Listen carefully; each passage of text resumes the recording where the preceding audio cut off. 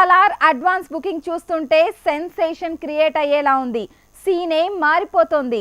యుఎస్లో వేలు దాటి లక్షల్లో టికెట్లు సేల్ అవుతున్నాయి.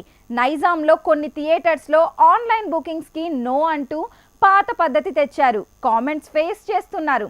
ఏదైనా ఫస్ట్ డే ఓపెనింగ్స్ కలెక్షన్స్తో ఇప్పటి వరకు టాప్ 10 లిస్ట్లో 3 తెలుగు సినిమాలుంటే 4వ మూవీగా Salaar మారబోతోందా?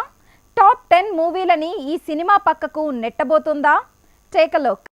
Salaar US advance bookings షురూ చేయగానే 50,000 టికెట్లు అమ్ముడుపోవటం, ఆ తర్వాత అలానే టికెట్ల సేల్స్ పెరిగిపోవటం చూస్తే ఇదేదో సునామీ క్రియేట్ చేసేలా ఉందంటున్నారు.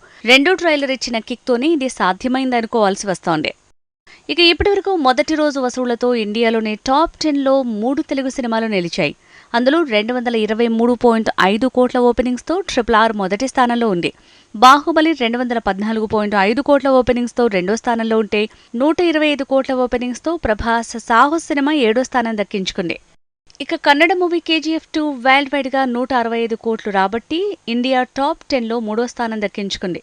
అలాంటి సినిమా తీసిన తను ప్రభాస్తో మూవీ తీయటం వల్లే KGF2, బాహుబలి 2నే సలార్ను మించేలా ఉందంటున్నారు.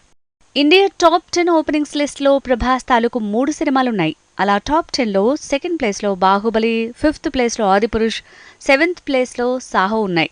విచిత్రం ఏంటంటే ఆదిపురుష్, సాహో హిట్ కాకపోయినా అంతగా ఓపెనింగ్స్తో ఝలకిచ్చాయి. అలాంటిది ఏమాత్రం టాక్ కిక్ ఇచ్చినా సలార్కి వసూళ్ల సునామీ అంటున్నారు.